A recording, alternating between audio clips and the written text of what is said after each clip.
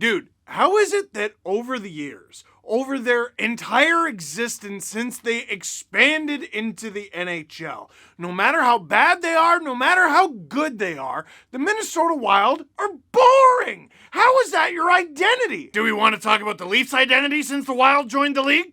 No. Would you get bought out too? Why are you defending them? Let's go! Ladies and gentlemen, a little ridiculous. Good boy. Play all the hits. Left Toronto Maple Leafs. Let me finish. How am I supposed to go to bed after watching that? I'm quite hyped. With you wherever you are, welcome to LFO. Leafs win 3-1 over the Minnesota Wild. What a win. I'm gonna do my best to talk about a hockey game today. I'll admit, it feels very, very weird. No victory puppies today because Iggy is asleep. I gotta figure out something like a make good to make up for all the missed victory puppies this season. Like just one video where he just gets a steak.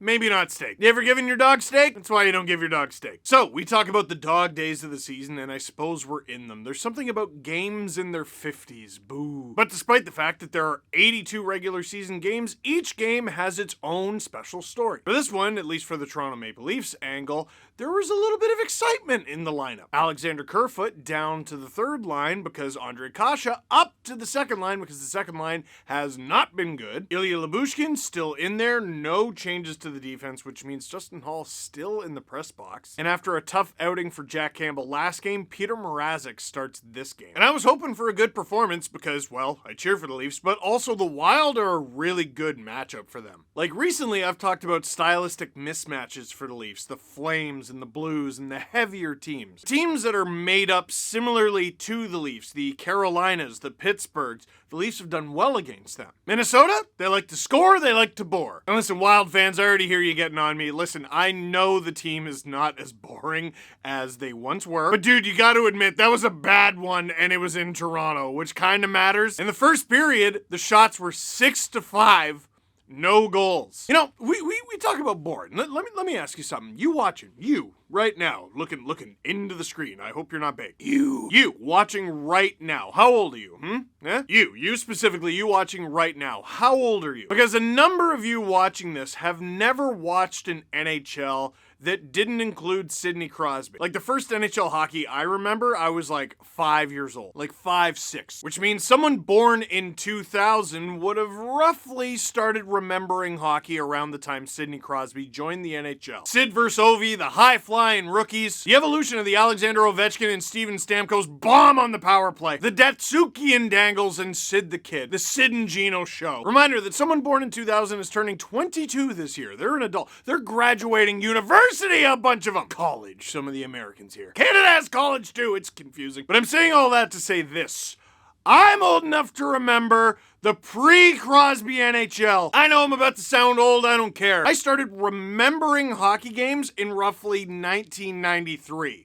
That's right around when they shut the scoring of the league off. In my adolescence, when I was a hockey-obsessed kid, it was the late 90s and early 2000s. And for people of a similar age, you know that first period, back then, was the norm! On some nights, it would have been a barn burner! I saw a game in person where the final shots were 21-17! And despite the fact that myself and a bunch of other people grew up watching that, we're still fans of the sport somehow. Whenever they talk about ways to improve the NHL, oh, we need to increase scoring, we gotta do this, we gotta do that. They're talking about increasing all of the things that we had none of growing up! So when I see all the kids on there like, oh, this is so boring, I'm just like, first time. I'm old enough to remember when the Minnesota Wild made it all the way to the third round and didn't score a goal until the fourth game. They did. Look it up. Look it up. It happened. Didn't even go. I'm Googling it. Oh my God. I can't believe this. I really can't believe the games were 1-0 and double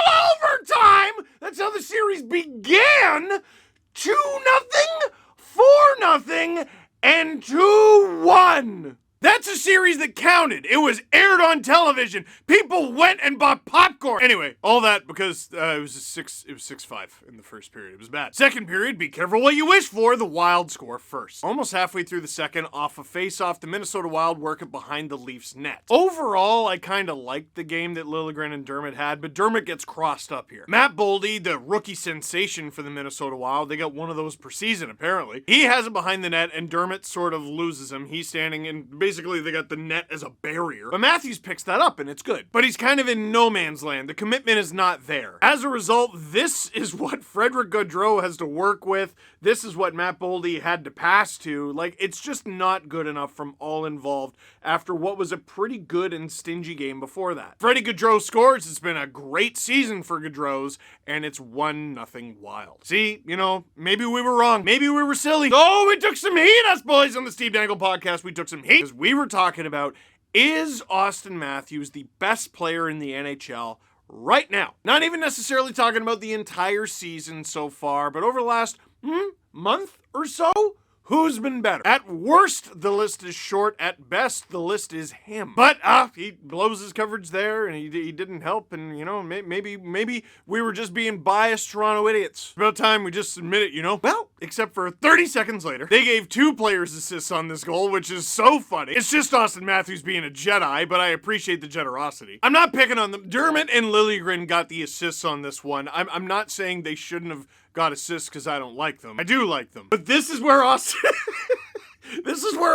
Matthews received the puck. It's not even at the logo. This is like when Jack Campbell got an assist on Riley's goal the other day, and I helped. But seriously, Dermott did have to face some pressure from the Wild players. Passes it off to Liljegren. Liljegren passes it to Auston Matthews, which, yeah, like, you should try that. It's good. It's good that he did that. And here's the thing. I've been talking about this for a couple videos now. Matthews' speed has hit another gear this year. You can call this poor gap control from Dmitry Kulikov, but Matthews' speed can back a lot of defenders off. And when he's able to do that, when he does the curl and drag and no one's on him, it's over. Kaapo Kähkönen, what are you supposed to do? You don't know where that shot's going. Very few people do. I don't know if Auston does. Of course Auston does, but you don't. And just like that, it's tied. Shots in that period were 11-10 from Minnesota. We call that progress. Very early in the period, Michael Bunting takes a hooking penalty on Alex Goligoski, and oh boy. On TSN, they made it into an intermission segment, but Michael Bunting just fined $2,000 for embellishment from that game against the Pittsburgh Penguins. That was the Leafs' last win before this one, and the game where Matthews busted his face and lost a tooth. It's been a while. Bunting took some big bumps in this game, and I hope he doesn't get Kadri'd. Now, some fans think that means that I'm saying Nazem Kadri was unfairly punished with his suspensions. No. For those of you who don't remember, Nazem Kadri for like 2 or 3 years was one of the best players in the entire NHL at drawing penalties. This was a stat that I don't really remember being out there. No one cared, certainly. But penalty differential, it's a big deal. I think it's really underrated. If you draw more penalties than you take, isn't that good? No, seriously, is that good? Who said no? Who said, Nick, I thought you were traded. Get him out of here. Yeah, I'm still chirping you. That's what you get for wearing 20. Don't take 20 from me. Anyway, I remember what we were talking. Oh yeah, so he was one of the best players in the league at drawing penalties. And then a moment happened. I don't know if it was a specific thing that happened, but somewhere along the lines, NHL refs across the league, everybody just went, nope, Nazem Kadri is never drawing a penalty ever again. And I remember it wasn't until Mike Babcock spoke up like 20 games or something into the streak where he's like, all right, okay, guys. And refs go, okay, and they call like 1 or 2. But when you get a reputation for this, oh, refs love a good overcorrection. Oh, they love taking things personally. Luckily, the Leafs penalty kill, which has been bananas this season, kills it off, and it's still tied halfway through the period. Oh. Because listen, a big part of the reason we were talking about Matthews in the MVP conversation isn't just that he's the league's leading goal scorer. By the way, he's the league's leading goal scorer, but also because his defense has improved big time this season. But as we saw in the first Wild goal, he is still not flawless. How will he ever make it up to us? The Wild exiting their own zone. Duane with the puck. Yoink! Matthews just stick lifts it. Shades of his second NHL goal against the Senators when he was a rookie, which was literally just a goal where he lifted the stick that didn't actually look similar. After stealing, Matthews has to dangle to waste time while Bunting gets onside. So despite having to stop up and kind of go over the line slowly, Matthews accelerates, hands it off to Marner, and he's gone. I encourage you to go back and watch it. No screenshot is going to do it justice. Duane didn't really skate after coughing the puck up. And oh, Dmitry Kulikov. Oh, did Matthews eat him alive tonight. and on this play. Matthews flying in there and Kulikov looking like he's wearing Kleenex boxes on his feet. But he's in the NHL, so he's one of the top 1% of the top 1%. It's just that Matthews is ridiculous. Can't forget about Marner on this play. The patient little hook pass to Matthews, perfectly on the tape, and it's a tap-in. 2-1 Leafs. So, while the Wild did get the most shots they had on goal in a single period in this period, 13, I don't know. Did you feel scared? Maybe we'll talk about that in the comment section. Did you? I didn't. Okay, there was that really bad Mrazek giveaway. It was a rebound, but it was a giveaway. Other than that, I wasn't scared. Even with the net empty, I wasn't. Is that Caprice? I wasn't that scared. Maybe a little. But then Alexander Kerfoot ices the game with the empty net. Why did you push him, Mats? Matt Zuccarello pushed it. You can't do that. All right, the Leafs win the game, and let's get straight to questions. Why are the Leafs still so soft? Kerfoot gets hauled down on a clear empty net and no response from anyone on the team. This team is still too soft to go deep in the playoffs. I'm calling it now. Okay, I know a lot of you aren't gonna like that take. Like, just relax, because a lot of people do actually think that. And so, here's what happened. Matt Zuccarello takes down Alexander Kerfoot basically after he scores into the empty net. First of all, Matt Zuccarello is like one of the shortest players in the league. What's Kerfoot gonna do? Fight Matt Zuccarello? That's gonna prove the Leafs are tough fighting Matt Zuccarello? But here, I want the NHL to hear this, because I want the NHL to read that comment. So, what happens when a player gets, knocked down or whatever on an empty netter after the puck goes in, right? What happens? Well, nothing. Wasn't that harmful. It was the end of the game. So here's what I'm going to suggest. Whenever a player does that, has a transgression against a goal scorer into an empty net, no matter how minor the transgression is, they should get fined. Bunting got $2,000, it should be at least that. At least $1,000. Something. And if you think that's a diaper take, it's a diaper thing to do! What I'm suggesting makes a lot more sense, because what some people are suggesting is, hey, what if we grab that guy and punch him in the face repeatedly? Let me put this in a way that NHL refs might actually understand. You can't let the players show you up. Refs are the Department of Player Safety. Dude, it's garbage. There was another incident tonight, Sam Bennett laying a huge hit with an empty net, but at least it was like a legal hit while play was still going on. Anything after the whistle, you're done for the rest of the game, which is only 30 seconds, and it's an auto fine. Or just don't do your job. I don't know, the bar's down here. When Mikheyev left, were you thinking trade or injury? Oh, immediately I was thinking injury, actually. Then they said non-COVID related illness, so it's an illness. Made him leave in the middle of the game. It's not COVID.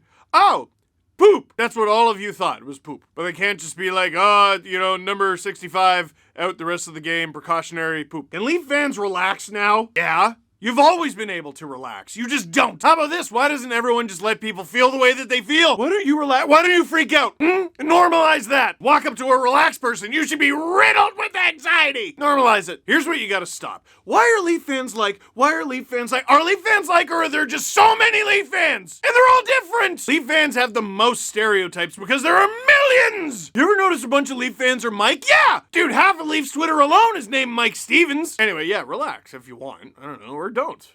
Do what you want. Stop bossing people around. At what point were you off the couch and kneeling in front of the TV? I got there around a minute 47 ago. Dude, the Leafs have this really weird ability to just kind of do it. Like, it's weird. Over the past couple years, every game that they have against the New York Islanders, after being utter dread, is just, oh, they're fine. And some nights you can tell, oh, they're fine. Like, I'm not talking outplaying a team. They often outplay teams, but like, they'll score 2, the other team will score 1 because they're not as crisp in their own end. But some nights they just got it. Someone smarter than me has got to go through why they just got it on certain nights. But tonight, they definitely had it. Helped that Mrazek made a few saves too. Not really a question, but I wanted to say congratulations on the win, Leafs fans. Overall, been 2 great games against you, and best of luck in the playoff and rest of the season to you guys from this Danish Wild fan.